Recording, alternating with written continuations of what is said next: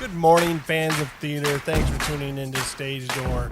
This is episode 61. I believe we've already had 61 episodes. Man, I really hope you guys have been listening since the beginning because that would just make me feel really good. But if you haven't been listening since the beginning, go on back. Go on back, listen. We got some really good episodes in there that are what we call evergreen episodes that just talk about people in the profession, talk about theater companies. Obviously, there's no point listening to the ones that were about the shows. Those are come and gone. But today is another one of those episodes that we refer to as an evergreen episode. And we're sitting down. We're talking to somebody that I don't even know how we didn't know this person already. Very well known in the area, has done all sorts of things in the theater world, not just here in town, but all over the United States, and has had just a kind of a very fun, interesting life. So we have 75, 76 mutual friends on Facebook. Yes. Yeah, and you got a hold of me first, I believe, on Facebook and said, I should know you. And I was like, how do I not know you? Sure. Yeah, because you're friends with Jay Shell. Right, lives across the street. Right, and I commented on something of his, and I think you probably were like, this guy's always commenting on Jay Shell. Right, how do we know each other? Yeah, how do I know this guy? And I don't know how the hell we didn't know each other more closely with what you do for a living, and the fact that your wife is Mrs. Frank. Mrs. Frank, who phys ed teacher at Beverly and Elementary. Well, you went like this. I'm like, I know. What else do I need to add? All right, so I want you to explain that relationship between. Okay, go. She's been at Beverly Elementary for 30. Well, she's been in TPS for 30 some years, and I think she's been at Beverly for over half that. She was at the old Beverly, and then moved to the new Beverly, which is the old Bowsher. She's been there a long time. Right, but you came in and you're like, I know you more because that's obviously where my children went. And that's so you're like, my wife is, and she did the singing of the penguin song. What was it? You actually knew exactly what it was called. Well, and I had to ask her, and this is a funny story because when we first started dating, no, I don't want to say that. That's too heavy. In 2010, I was working on cruise ships. It's a whole other story. And then I found her on Facebook, and we were talking. And I have done professional tours. I've been on Broadway tours, regional theater, all this stuff. And I'm used to very, very long runs. And I find out that she's choreographing this show called How the Penguin Saved Christmas.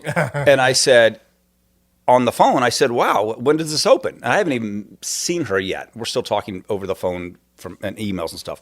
And I said, when does it open? And she said, Thursday. And I went, oh, that's awesome. When does it close? And she goes, Thursday.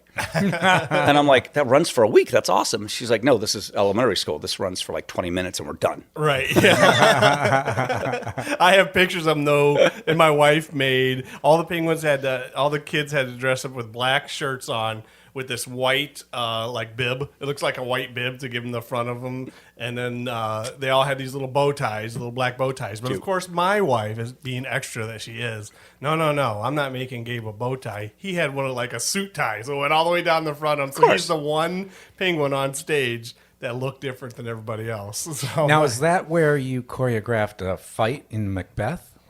No, but I came back at one point. I came into town, and I choreographed Mulan Jr. at the Old Beverly. But the Macbeth that we're talking about was with, I don't know who it was with. It was a local children's theater. It might have been Toledo Rep. I don't know. Summer program or something, but it was just fifth graders. It was a Toledo Rep. I know exactly. Now, it was a blast. Now, when you say you've done cruise ships, you've done Broadway, you've done tours, you're not talking on stage, are you?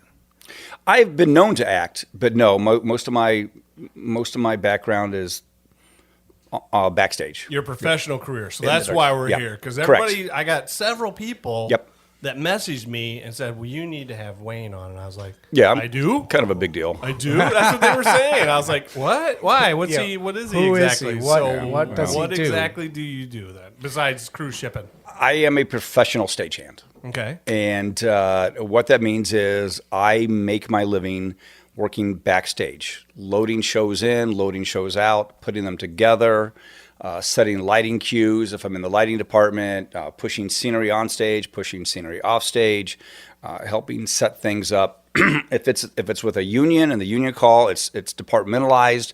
So I know I'm in electrics and I'm running follow spot for the show, or I'm in electrics and I'm setting up and going home and coming back to electrics to tear it out.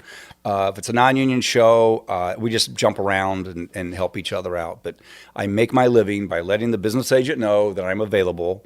I also do some non-union stuff. I'm a camera grip, and I work utilities for CBS and ESPN and Fox Sports. I do a lot of football games, basketball games, slugging cameras around the court and running cables up and down the field and around the field. And So I've also been up. this is curious to me. So are you in the union or are you not in the union? I'm in the union. Okay, but you do non-union stuff. And what union is that?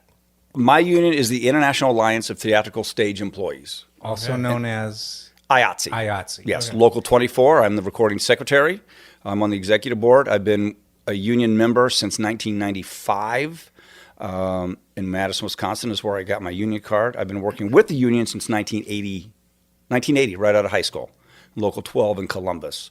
But the great thing is, if I'm going to do a tour or something, which I haven't done in a long time, it's going to be a union tour. But a lot of the stuff that we do that's in the industry is non-union, pays well, still pays the benefits and everything. So the union doesn't have any jurisdiction over live TV sports at this point. So I can get a job at Bowling Green for 2 days, working for ESPN and making good money to run a camera around the field. Gotcha, but if you're going to do something on the stage, that's through the union? Normally, yes. Normally. Yep. Mm-hmm. Now, Yep. when Kyle and I started doing this podcast, we had no idea there was such a thing as a stagehand or a stagehand union. Sure. This Well, is all we knew a amazing. stagehand, but the Yeah, this union is amazing to is us. different. I mean, Why is there a union for stagehands? I'm glad you asked that. Many years ago, Local 24 has been around since 1893, I think. Around 1887 or 88, a group of technicians that work on Broadway got together and started a group to protect themselves and get better benefits. And it branched out to include Detroit, Cleveland, Jersey, and then it got even bigger and bigger and became all of America over the years, and then as well as North America. We're also in Puerto Rico and the Virgin Islands, that place. Anything that's like a American territory has a stagehand union there, a local. But it was all to protect the workers back in the day better. And even then, when they formed the union, it was mostly about workers' rights and safety and better working conditions. It wasn't even about the money back then.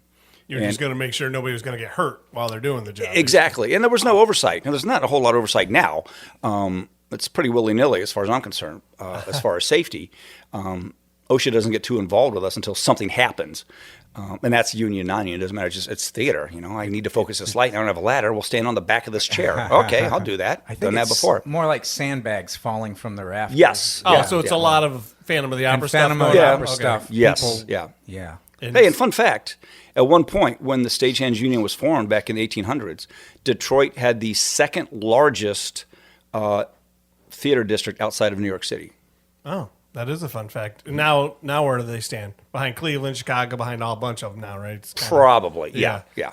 So, again, you went to school for this? I mean, how do you do Yeah, that? how do you- We're more fascinated all the time. Okay. with, like, how I'm does gonna tell somebody- you the Yeah. stagehand story. There we go. And I haven't been just a stagehand. I've worked as a production manager, a stage manager, fight choreographer, stunt man for outdoor dramas. You were a stuntman, or you choreographed the stuntman? I both. Awesome. I'm an honorary member of the Hollywood Stuntmen's Association. I have a tattoo right here. It's two guys flipping.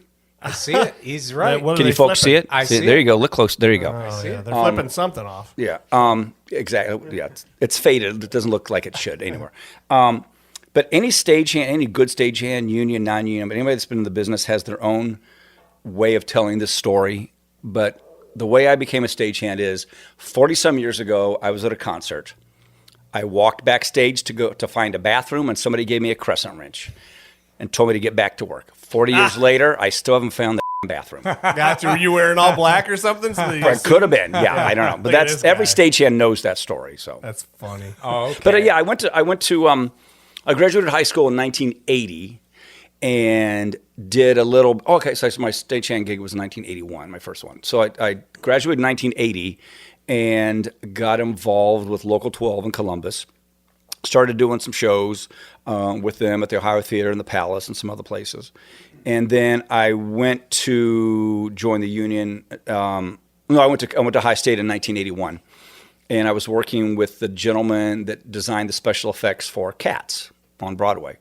And I realized that I was already far ahead of what I was learning in class, having been in the real world for already a year. And so I went to High State for a year and dropped out.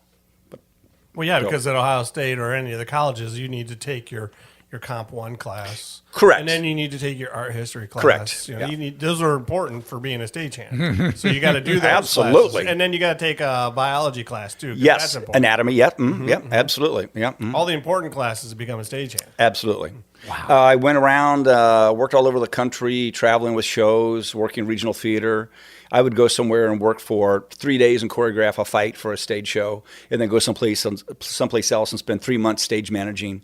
And I would bop all around. And then in 1990, But how did you find? I'm sorry, but how did you find these? What do you mean you just went around? Like, how did you like? well, that's is a there good like question. A job I don't posting know. on the wall? I mean, how did you? I don't know. Word of mouth. Okay. A lot of the stuff we do in this industry is just word of mouth. You meet somebody and they're like, "Hey, I know a guy that knows a guy," and pretty much any of us that have integrity and trust ourselves and our intuition and instincts and have the same work ethics as somebody else will certainly recommend somebody. I've only recommended somebody to either stage manage or work with another company a handful of times. You're on this podcast because people recommended you to be on this Yes. podcast. Well, that's pretty awesome. yeah. I That's mean, pretty like cool. 4 or 5 people for real. That's So I was pretty like, cool. what the man? Well, Okay.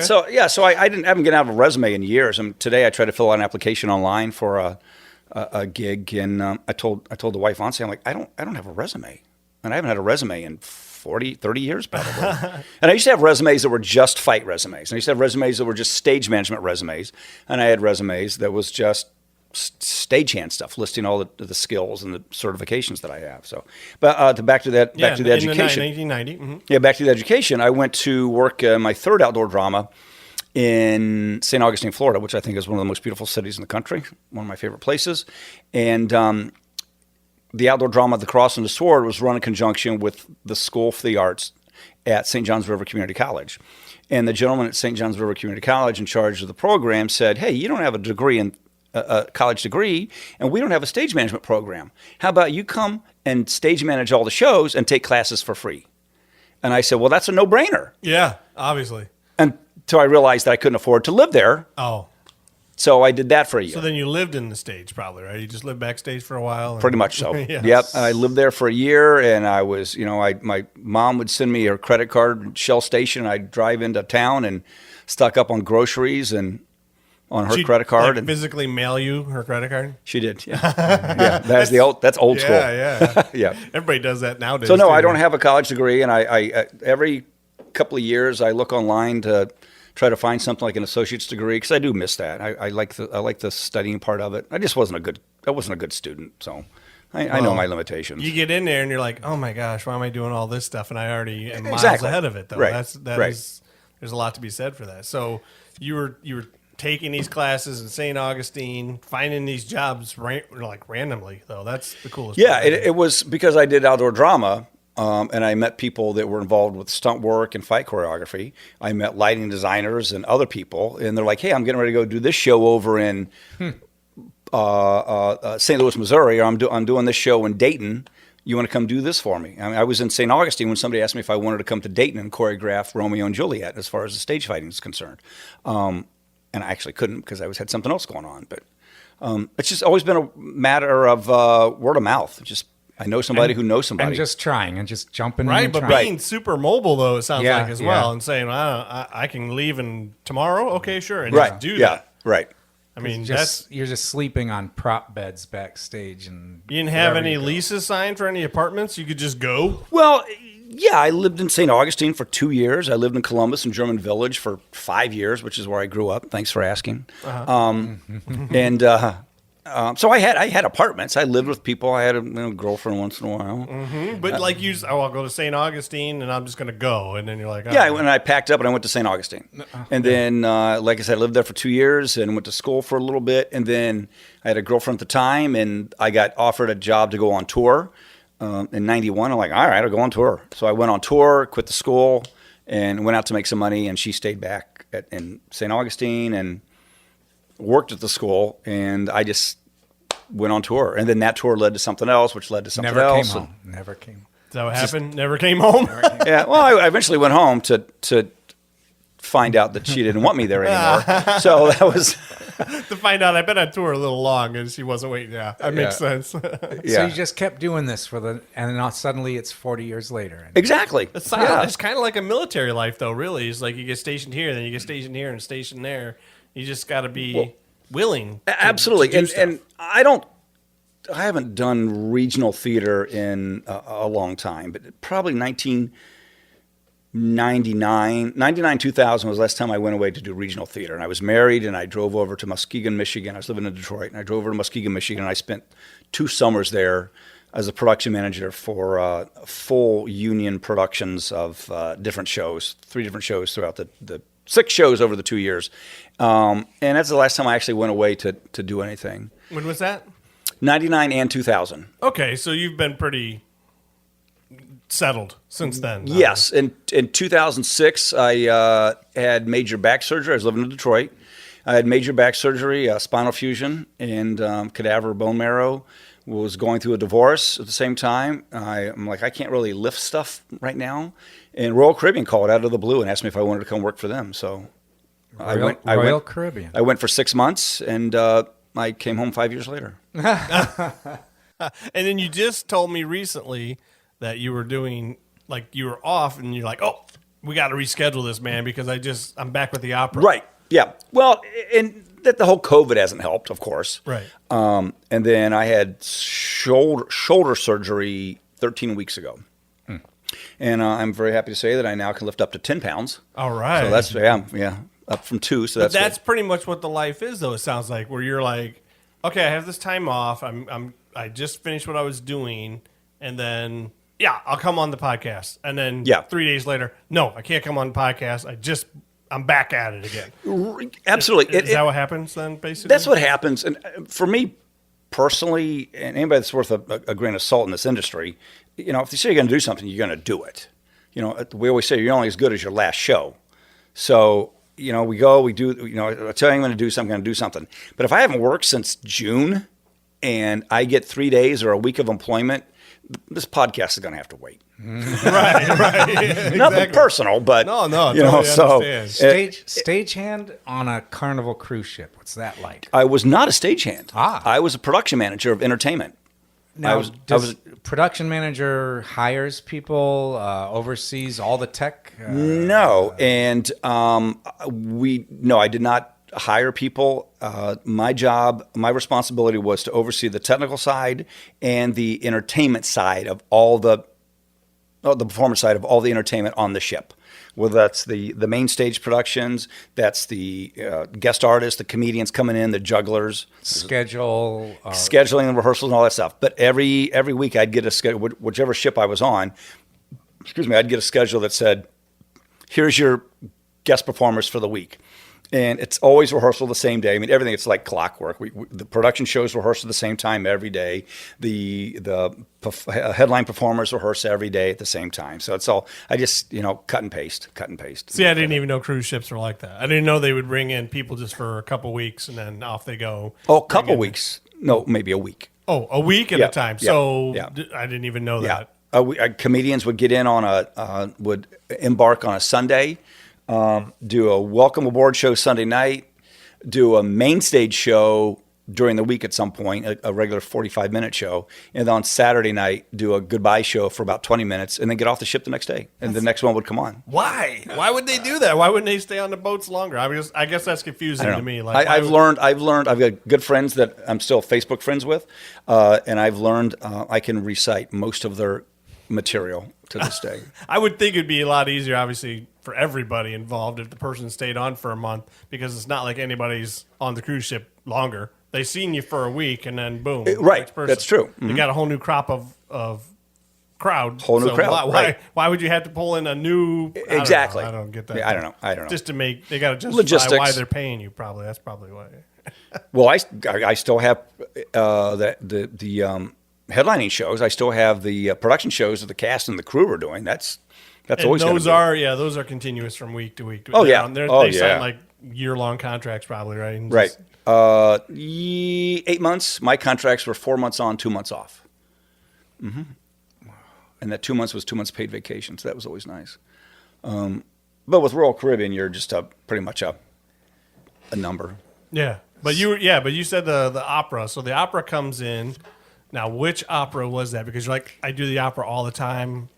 Awesome. They want me Yes, to do it. this was the most recent Toledo opera. It was the first one in 18 months. So this would have been El Trovatore, and at the Valentine. So they said we need Wayne, and I said okay, let's go.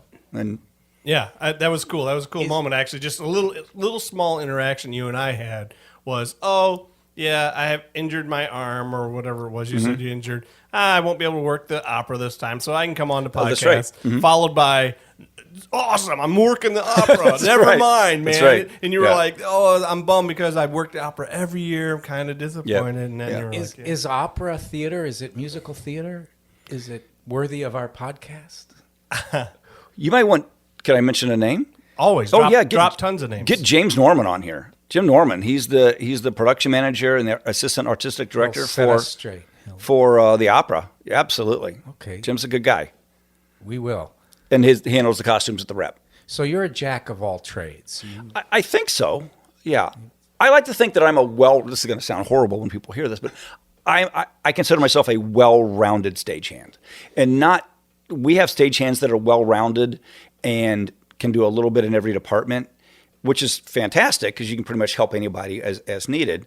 But maybe they don't necessarily have the theater background. And I like to think and say that I'm a theater person. I enjoy the process.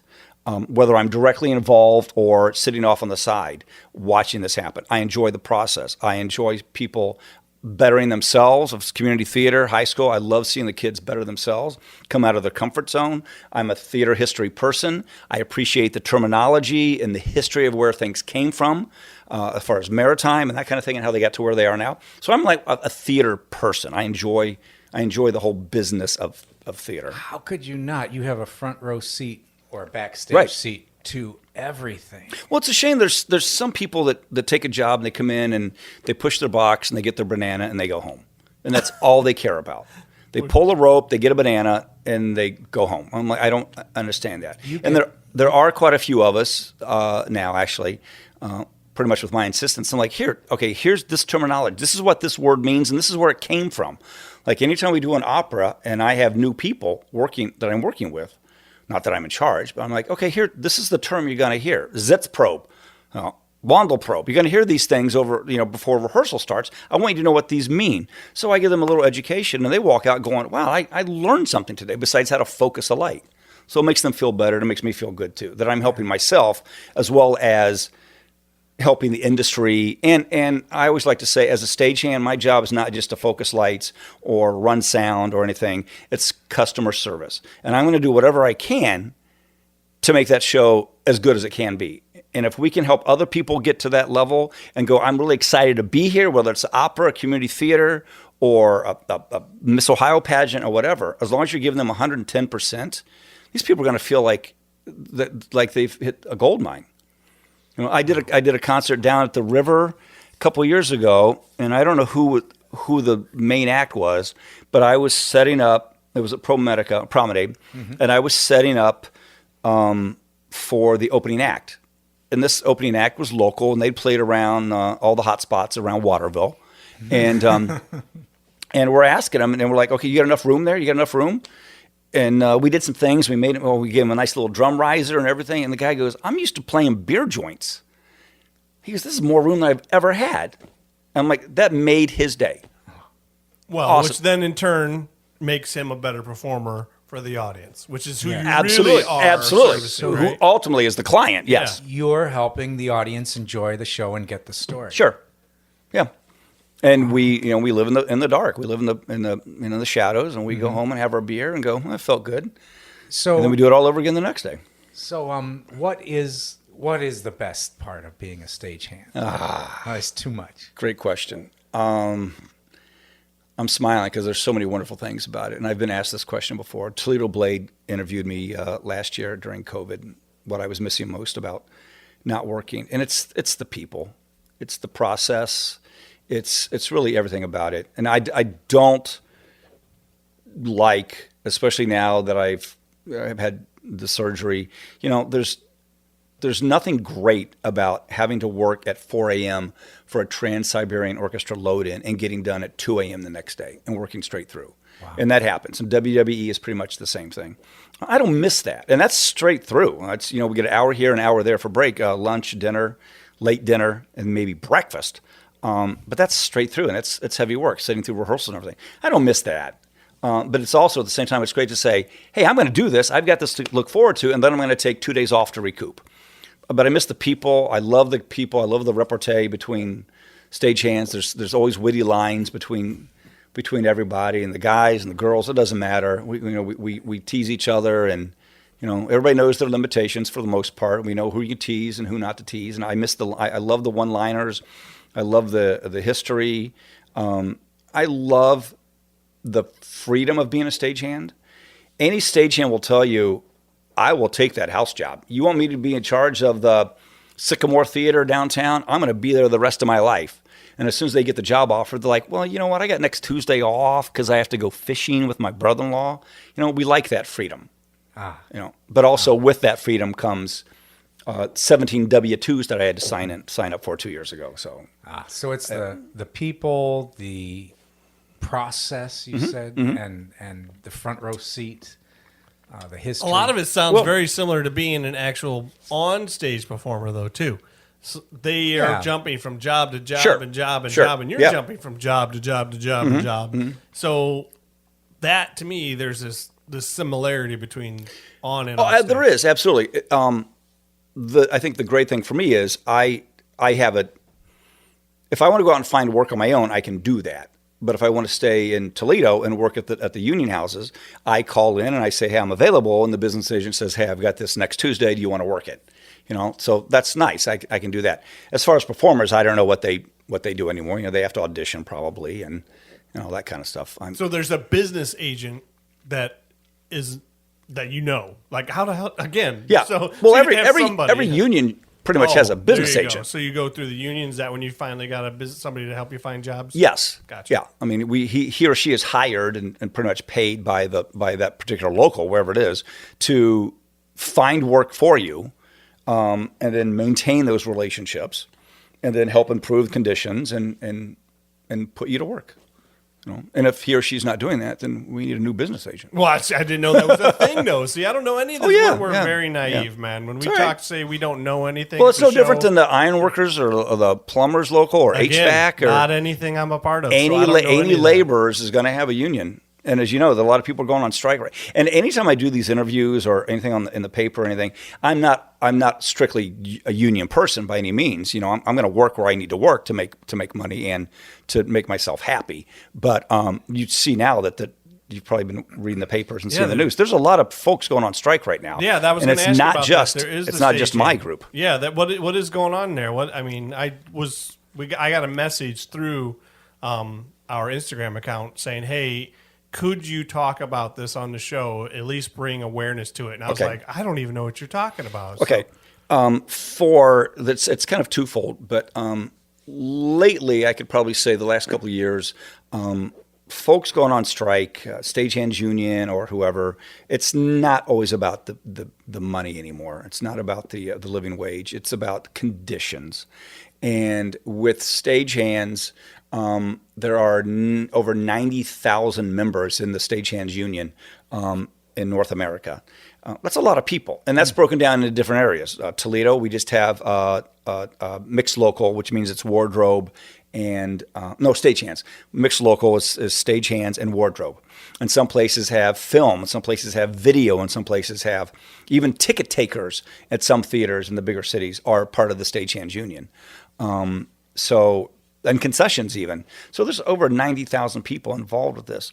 And it got to the point where the video folks, and not all of them because they're all under different contracts, oddly enough, but the folks in Atlanta, New York, Hollywood are tired of the turnaround, which is when you do a movie shoot or a television shoot and you have 8 hours off and you've just done a 32-hour day or a 38-hour day. And most people who do film and TV work don't live in Los Angeles. They live an hour outside of Los Angeles. So, and they don't get a weekend. So they have to work Friday, Saturday. And they're told to go home. And they have 8 hours off, but it takes an hour to get home, an hour to get back. You got to see the family and have something to eat, do some laundry, and hopefully get 4 hours sleep. And many people have died in the commute, especially in Los Angeles. Wow. So, yep. And during traffic, falling asleep at the wheel. And because that was a thing that I thought when this was sent to me, I was like, wait a minute, we were just in COVID lockdown this whole time. Selfishly, I'm like, is now really a good time to be going on strike but it's not just the stage Broadway people. Correct. Is what you're telling me. Okay. Yep. Oh yeah. No, it's not even, it doesn't even involve me. I mean, if my local, I'm probably going to get in trouble, but if my local said, hey, we're going to go on strike to support, the folks at the Stagehand, I hope if they're listening to this, they're going to go, what does this have to do with us? That has nothing to do with us. You're going to come in here and get to work. And we'll be like, sure. What the union is asking for us to do out in the Netherlands is to cancel all streaming services, because that's another part of it. 10, 12 years ago when streaming first started, it was called new media. Nobody knew exactly how to deal with this. Now, as we know, podcast, this is a major thing in the industry, and people are being taken advantage of. Right. Things are showing on Netflix, and people aren't getting paid for it. Or they're getting paid for it, but they're not getting the benefits. They're not getting the royalties that other folks are getting in the industry. Right, and that's what the whole thing you're always trying to stop when you're part of these unions is just stop exploiting us. Absolutely. You have a $1 trillion company. Do you need $1 trillion in $1, really? And that's what the folks in Los Angeles and Atlanta and Miami and Chicago are dealing with. Well, there was something, I don't know who it was. It was a major star, Marvel character, Disney, and she was saying, and people were getting on her about, well, don't you make enough money? And my argument was, it's not about her. Mm-hmm. She's fighting for stagehands. There are a lot She's fighting for everybody else who isn't making millions of dollars in the movies. That's called giving a Yeah, and they just want the folks in Los Angeles, and again I say Los Angeles because that's where the brunt of the industry is located.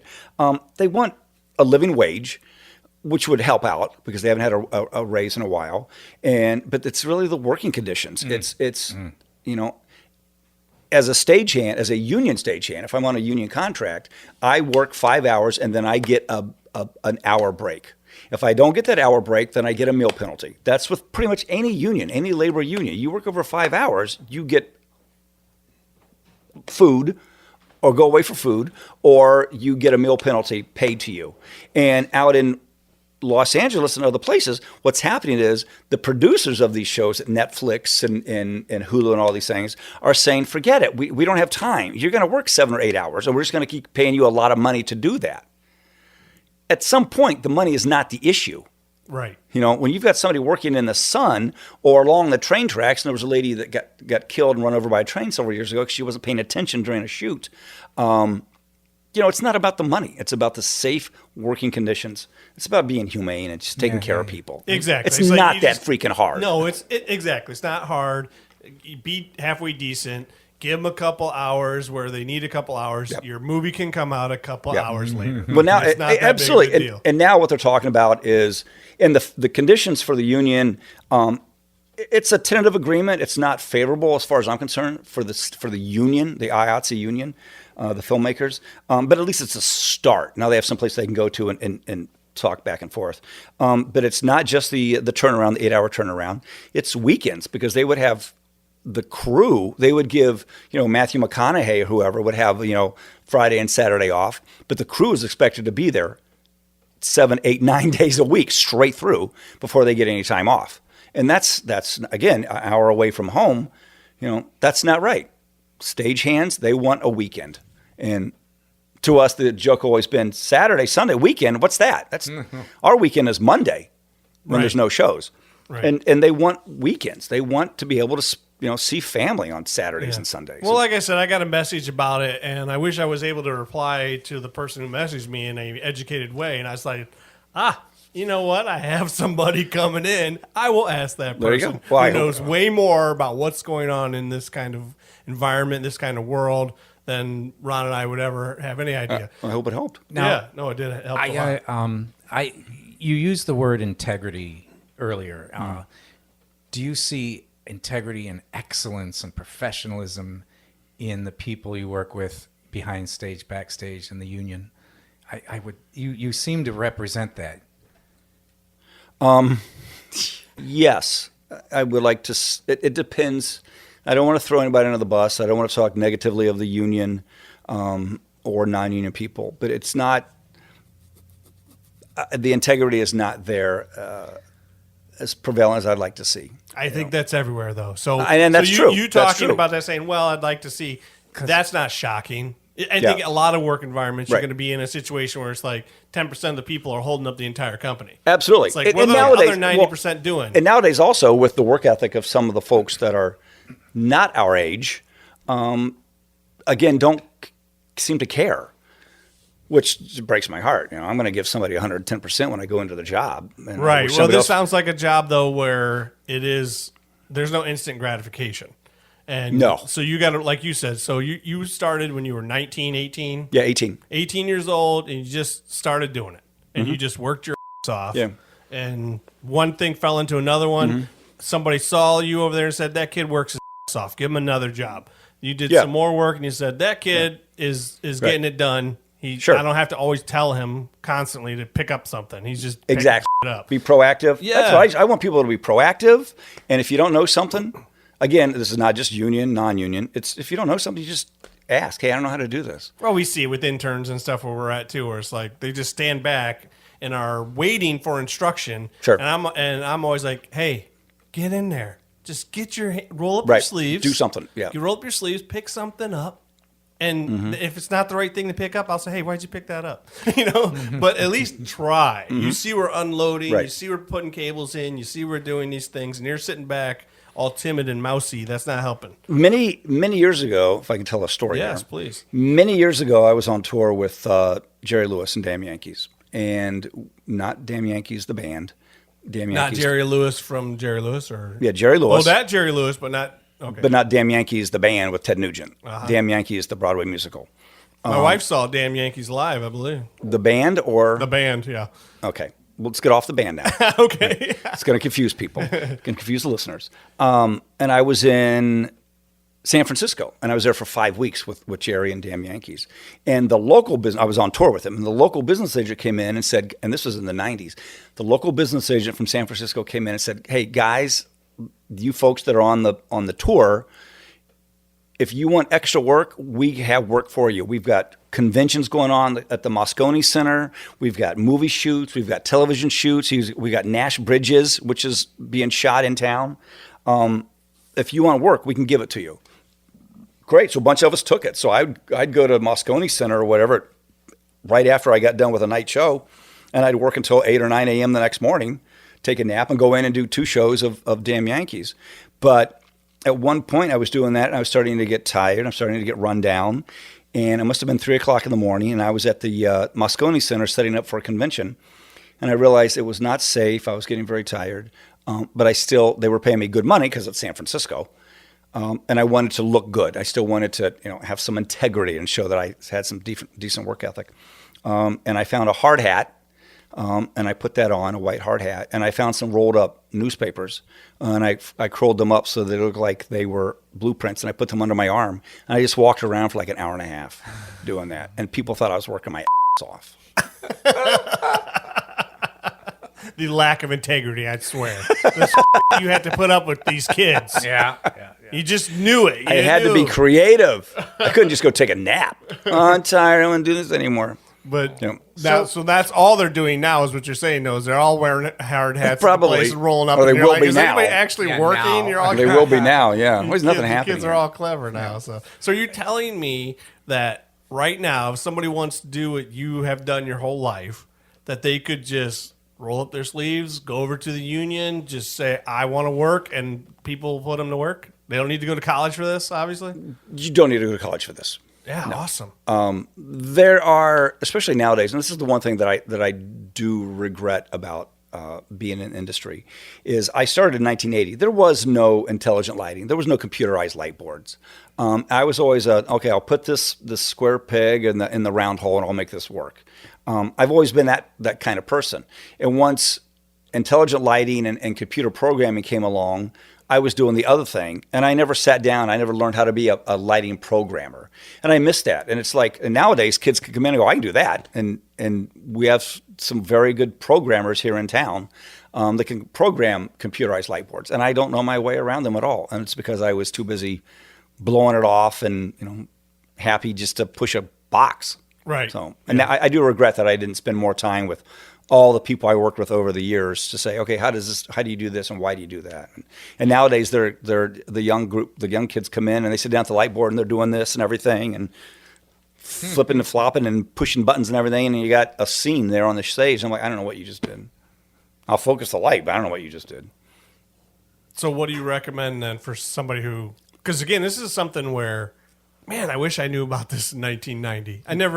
I lived in a very naive life, not knowing this kind of stuff. So if somebody's listening to this, or Ron and I could, we're in the theater world a little bit and we know these young people, what should we tell them to do if they want to do what you want to do? Well, anybody can, I don't say anybody, but you can get involved with the Stagehands Union. You can call, you have my card, you can put that out there and say, I'd like to get involved. I've done some theater in high school before, and we put you on the list. You have to have to be with the Stagehands Union, you have to be 18, unsafe environment quite often, so you have to be at least 18.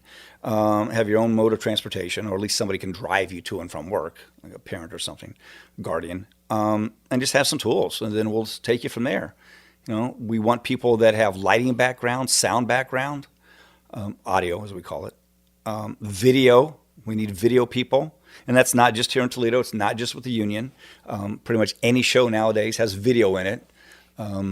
So if somebody has a video background, we'll take them on. They're not going to get jobs over the people that have a union card and have the experience, but it's somebody to get involved that can work their way up to other positions probably. You just said dangerous working environment. Is that like forklifts and hard hats and like unloading Les Mis? Is that dangerous? Yes. Yeah. Well, you've got 4 or 6 guys on the grid working above you with loose items. You're at the arena and you've got 120 points of chain motors to pull up the scenery. So you've got about 12 or 15, 20 riggers in the ceiling working with loose items. They'll kill you if they hit you in the head. So that's dangerous.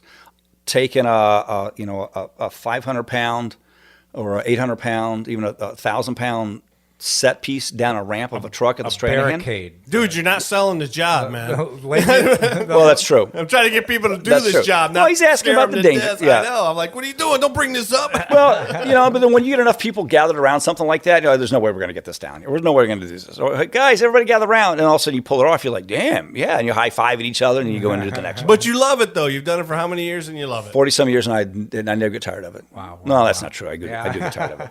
Just like any job. But yeah, there was an article, and I if anybody's interested, I have a Facebook page called hashtag. It's not a hashtag; it's a pound sign.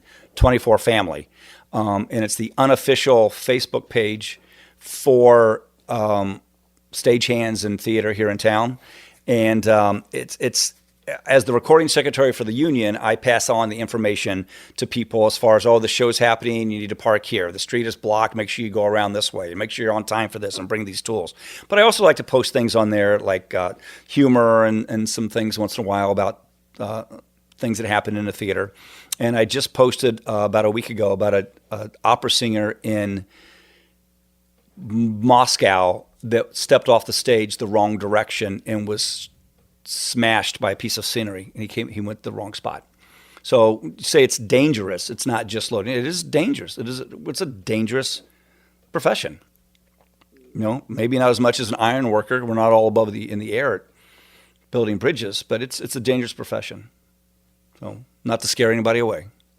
I was invited backstage when they were unloading Les Mis like 3 years ago at the Stagehand, and the half of the barricade was rolling past me, and people are in hard hats and hustle and bustle and cranes and Oh yeah. When are you going to invite us back? and and I want to come back. I want to see this stuff. I want access absolutely. to it back. And all the workers were so kind. Hey, look, hey, there's the candlesticks that he steals. You know, Any of us would be happy to show, because we love what we do. And again, me being a theater person, I love people to see what I'm doing. I'm giving backstage tours all the time. Oh, great. Wicked and Les Mis, and I got Anastasia coming up, hopefully. I'll see what I can do. Absolutely. That's not up to me. Right. I wanted but if to I say- call you and say, Wayne, can you get us in? You'd be like, maybe. Yeah, I'll say maybe, and then I'll make it happen. So we're changing gears a little bit here as I say, please go and give us a review on iTunes. I know it's like, why is he so lame after something like this to even mention going there? But it's important. It's important because it gives us nice ratings, bumps us up on the charts, gives us a little bit more recognition, and keeps us going as a podcast. So again, if you like us, give us a rating, write us a review. Always a bonus. We love the written reviews. Again, thanks for listening to another episode of Stage Door, and we will be back next Friday. Bye.